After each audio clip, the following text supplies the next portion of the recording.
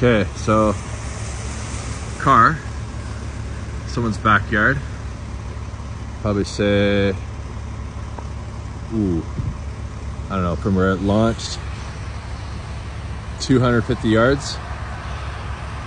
Coming down that big hill in Maple Ridge here. You can see the tire marks there.